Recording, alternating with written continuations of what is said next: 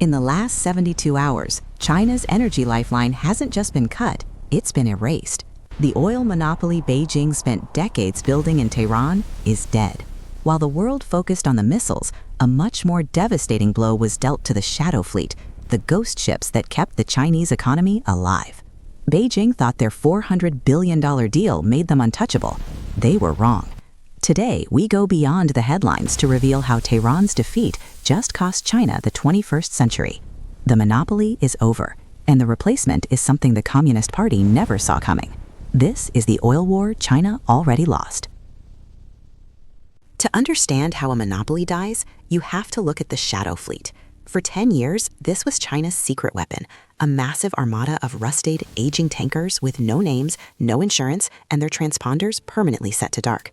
These weren't just ships, they were a 3,000-mile-long bypass surgery for the global oil market, moving millions of barrels from Tehran straight into the private Teapot refineries of Shandong. While the U.S. Navy patrolled the main lanes, these ghost ships lived in the gray zones, switching flags like a spy changes passports. They were untouchable because they technically didn't exist. But the moment Operation Epic Fury began, the shadow vanished. The same satellite network Beijing built to protect Iran just gave the West a perfect map of every illegal hole in the water. In one night, the most efficient smuggling operation in history became a giant maritime target. These tankers are now being seized, blocked, or simply abandoned at sea because no captain wants to be at the helm of a floating target. For the refineries in Shandong, this is a death sentence. They don't have long-term contracts with Saudi Arabia or Russia. They live and die by the ghost ships. And as the lights flicker off in the industrial heart of China, the reality is sinking in. You can buy all the oil you want, but if you don't control the dark lanes, your monopoly is nothing but a paper tiger. But the oil stopped flowing isn't the biggest problem. The real disaster is who just walked into the room to take Beijing's seat at the table. The collapse of the oil monopoly didn't happen in a boardroom in Beijing. It happened in the chaos of a power vacuum. For decades, China's grip on Iranian energy relied on a stable, predictable regime in Tehran. But with the central government fractured and the old guard paralyzed, the 25-year treaty has been torn to pieces on the ground. The people now controlling the wells aren't diplomats. They are local warlords and fragmented military units who have a very different set of priorities. These new power players don't care about strategic partnerships or long-term infrastructure deals. They care about survival. And in a war zone, survival requires immediate liquid cash and physical protection. While Beijing continues to offer investment and diplomatic concern, rival regional powers are stepping in with something China refuses to provide: security and hard currency. The price control Beijing once held, buying oil at a 40% discount, has vanished overnight. China is now being outbid for its own energy supply by the very people it thought it owned. It's a brutal awakening for the Communist Party. They realize too late that you can't monopolize a resource if you're too afraid to defend the people who pull it out of the ground. The seat at the head of the table is now empty, and the bidders moving in aren't looking to play nice. While the world watches the explosions in the Middle East, the real casualty of this war is a province in eastern China called Shandong. This is the home of the Teapots, the massive cluster of independent oil refineries that represent the true, unregulated heart of China's industrial power. Unlike the state-owned giants, these teapots don't have massive stockpiles or government-backed contracts with Saudi Arabia. They survived on one thing: a constant, low-cost injection of shadow oil from Tehran. For years, this was the engine of China's GDP, providing the cheap diesel and plastics that made Made in China possible. Now, that engine is seizing up. The supply cut isn't just a minor inconvenience, it is a structural heart attack. Without the 40% discount they once enjoyed, the teapots are suddenly facing global market prices they were never designed to pay. They are hemorrhaging cash at a rate of millions of dollars per day.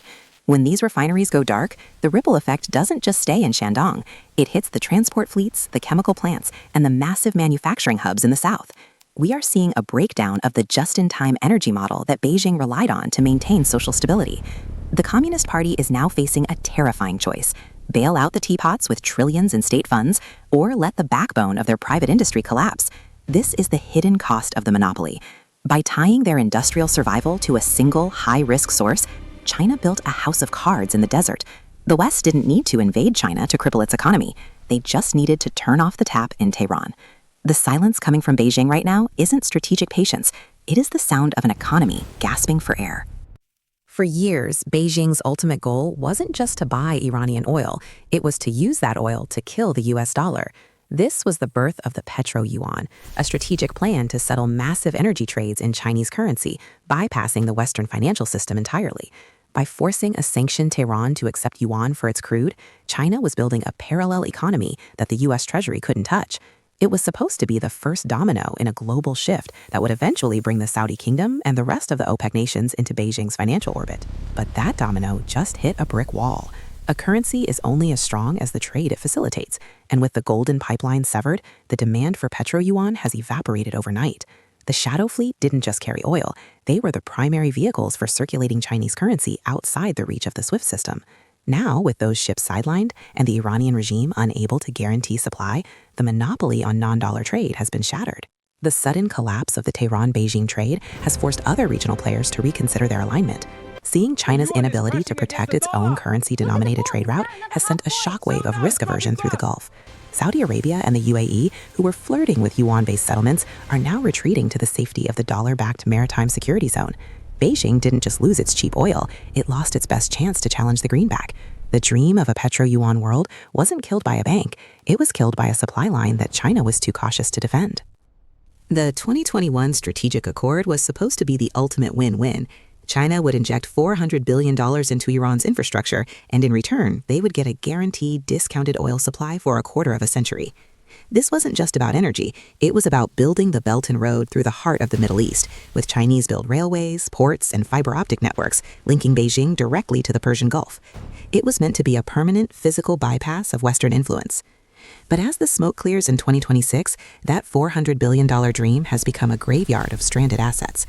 The railways that were supposed to carry Chinese goods are being cut by regional instability, and the ports Beijing poured billions into are now sitting idle under the shadow of a maritime siege.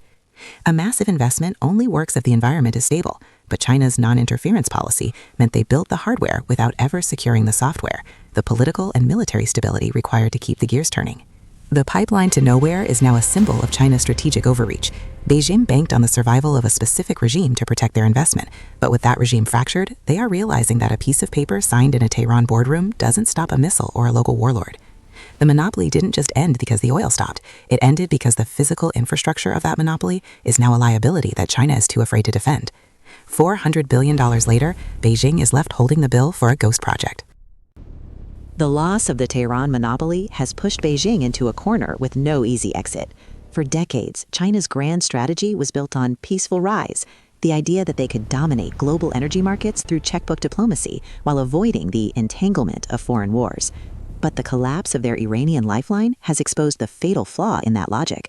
You cannot be a global superpower if you are unwilling to protect the global veins that keep your economy alive.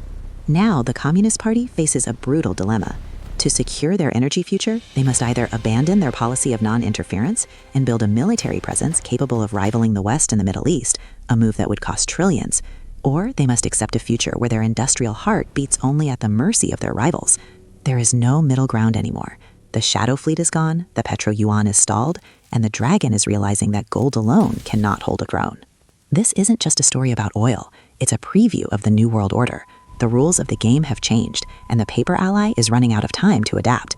If you want to understand the secret moves and hidden conflicts that the mainstream media is too afraid to touch, you need to stay right here. We are going deeper into the cracks of the global machine than anyone else. Hit that subscribe button and turn on notifications, because the next shift in the global balance of power is already happening, and you don't want to be the one who didn't see it coming.